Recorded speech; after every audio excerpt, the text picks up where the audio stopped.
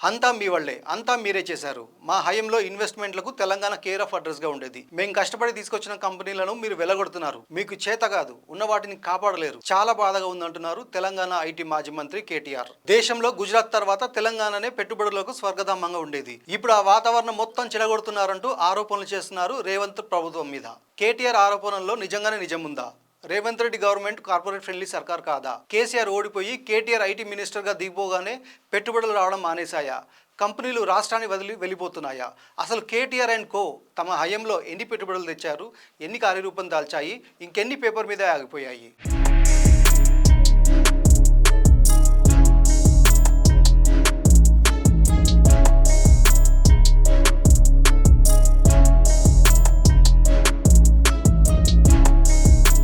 తెలంగాణ నుంచి పెట్టుబడులు తరలిపోతున్నాయి.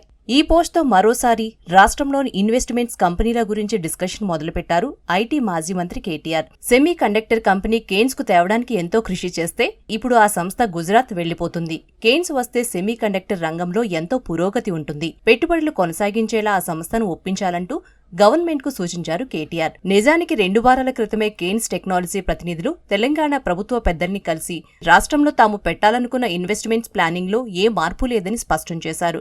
కొంగర్ కలాన్లోని advanced electronic units ను ఐటీ మంత్రి శ్రీధర్బాబు ప్రారంభించారు కూడా.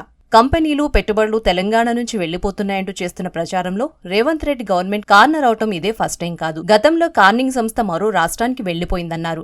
అంతకుముందు ఫాక్స్కాన్ విషయంలోనూ ఇలాంటి నెగిటివ్ క్యాంపెయినే జరిగింది. కంపెనీలు తమ అవసరాలను బట్టి వస్తువులు అందుబాటులో ఉన్న రాష్ట్రాల్లో పెట్టుబడులు పెడుతుంటాయి.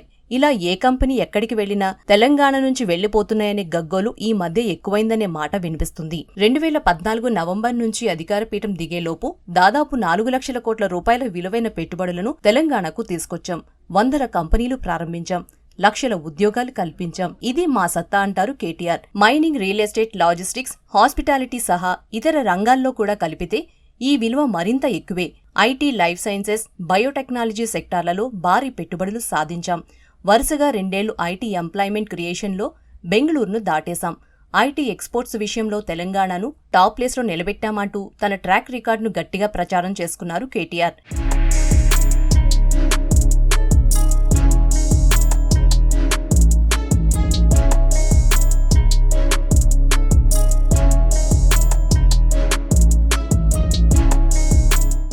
అందుకే తెలంగాణ ఇన్వెస్ట్మెంట్స్, ఎక్స్పోర్ట్స్ విషయంలో కుదిరినప్పుడల్లా రియాక్ట్ అవుతున్నారు కేటీఆర్.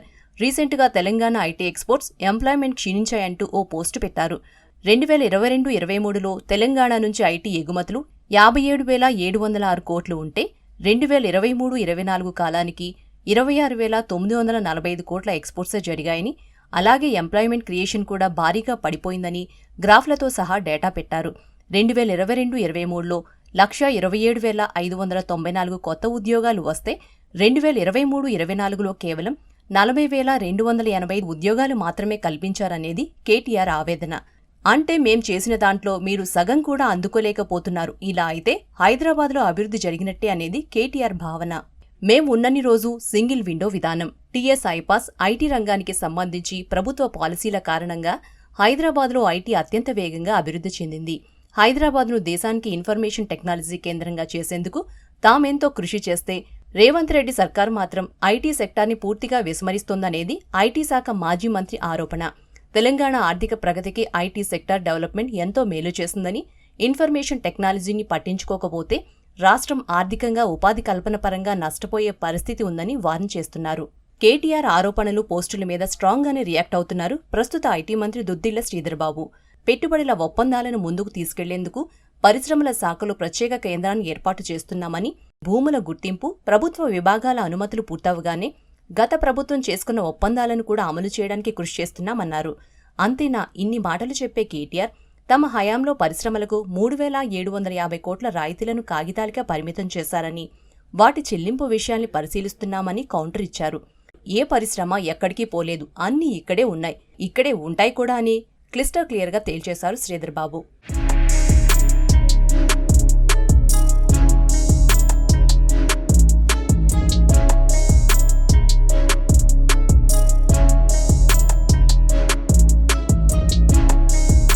నిజమే, కేటీఆర్ తెలంగాణ ఐటీ మినిస్టర్గా ఉన్నన్ని రోజులు సందడిగా ఉండేది.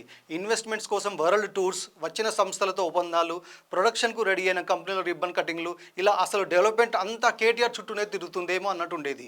తెలంగాణకు ఈ కంపెనీ రాబోతుంది, ఆ సంస్థ ఇన్ని కోట్ల పెట్టుబడి పెట్టనుంది, ఇన్ని జాబ్స్ వస్తాయి, అంతా అభివృద్ధి జరిగిందంటూ హోరెత్తేది. డెలిగేట్స్తో మీటింగ్లో బిజీగా ఉండేవారు కేటీఆర్. రేవంత్ రెడ్డి సర్కార్లో ఇదే మిస్ అవుతున్న ఫీలింగ్. కేటీఆర్ ఏది చేసినా పబ్లిసిటీ పీక్స్లో ఉండేది. ప్రస్తుత ఐటీ మంత్రి శ్రీధర్ బాబు మాత్రం ఏదో ఒక కార్పొరేట్ బోర్డు మీటింగ్ స్టైల్లో బయటికి కనిపించకుండా పని చేసుకుంటూ వెళ్తున్నారు. అందుకే ఆయన ఏం చేశారు, ఈ 9 నెలల కాలంలో ఎన్ని పెట్టుబడులు తెచ్చారంటూ ప్రశ్నించేవారు ఎక్కువయ్యారు. బీఆర్ఎస్ ఆరోపిస్తున్నట్టు నిజంగా రేవంత్ రెడ్డి శ్రీధర్ బాబు హయాంలో పెట్టుబడులు కరువయ్యాయా, కంపెనీలు రావట్లేదా?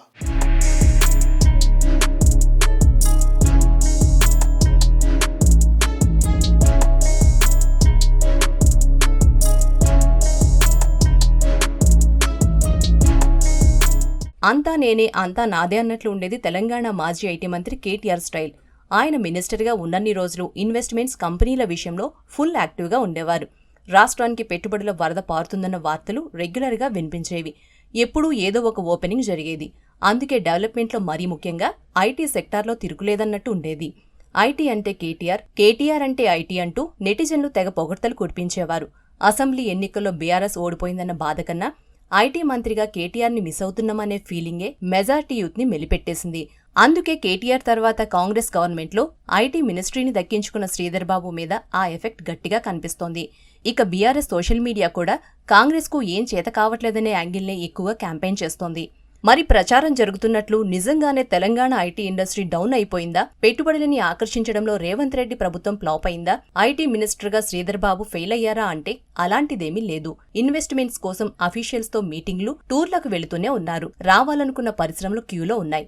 రిబ్బన్లు కట్ అవుతూనే ఉన్నాయి. కాకపోతే గతంలోలా టారెత్తిపోయే ప్రచారం మాత్రం లేదు. అంతే తేడా.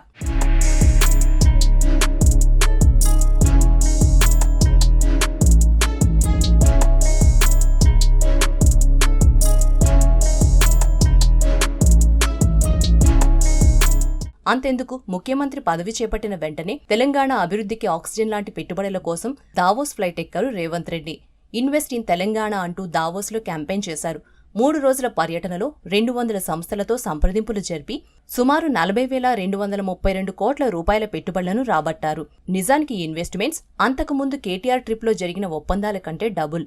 Adani group, JSW, web works, Tata technologies, BL Agro, surgical instruments group holdings, origin life sciences, Innovera pharmaceuticals, Qcentrio, Systra, Uber, 09 solutions సహా అనేక కంపెనీలు తెలంగాణలో ఇన్వెస్ట్ చేయడానికి సై అన్నాయి. అక్కడితో ఆగిపోలేదు. ఆగస్టులో అమెరికా, సౌత్ కొరియా దేశాలు పర్యటించి ఆ ట్రిప్స్లో కూడా ఇన్వెస్ట్మెంట్స్ను గట్టిగానే లాగారు రేవంత్, శ్రీధరబాబు అండ్ టీం.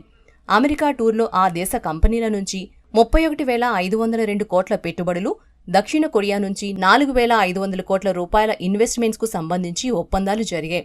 ఈ 2 దేశాల నుంచి టోటల్గా 25 కంపెనీలు, 36,000 కోట్ల రూపాయల పెట్టుబడులు తెలంగాణకు రానున్నాయి.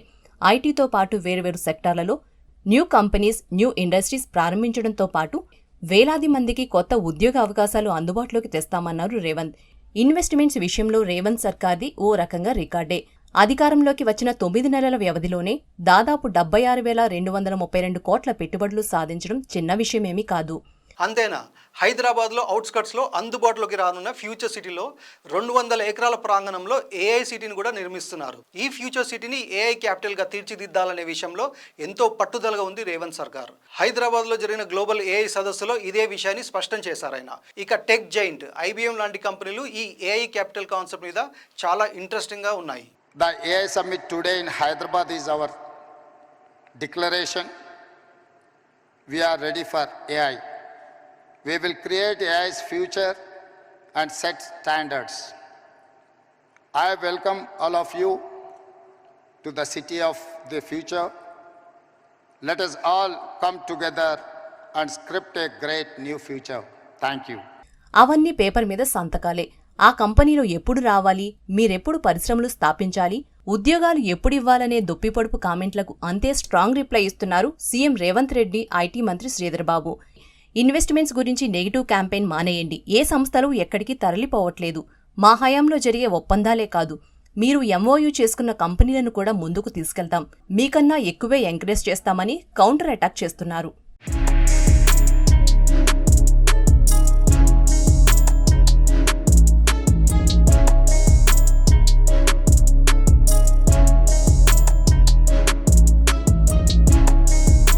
ఏ రాష్ట్రంలో అయినా ఏ ప్రభుత్వంలో అయినా ఒప్పందాలు చేసుకున్న కంపెనీలు ఏవి వెంటనే వచ్చి వాలిపోవు. కొన్ని ఉన్నపల్లంగా రంగంలోకి దిగితే మరికొన్ని తమకు అనుకూలంగా ఉన్న చోట ముందు ఒక ఖర్చు వేసి ఉంచుతాయి. అన్ని కుదిరాకే పనులు ప్రారంభిస్తాయి. ఎక్కడైనా జరిగేది ఇదే. అందుకే మేము తెచ్చిన వాటిని మీరు వెళ్ళగొడుతున్నారు, మీకు కంపెనీలు తేవడం చేత కాదనే విమర్శలు కట్టిపెట్టి కొంతకాలం ఓపిక పడితే అన్నీ సెట్ అవుతాయి. ఒకవేళ ఫ్యూచర్లో కూడా హోప్స్ లేకపోతే అప్పుడు మాటలు దాడి మొదలు పెట్టవచ్చు. ఎందుకంటే ఇదేదో వ్యక్తిగత వ్యవహారం కాదు, రాష్ట్ర ప్రయోజనాలతో ముడిపడిన విషయం. కాబట్టి ఎవరికైనా సరే పేషెన్సీ ఇంపార్టెంట్ ఇప్పుడు.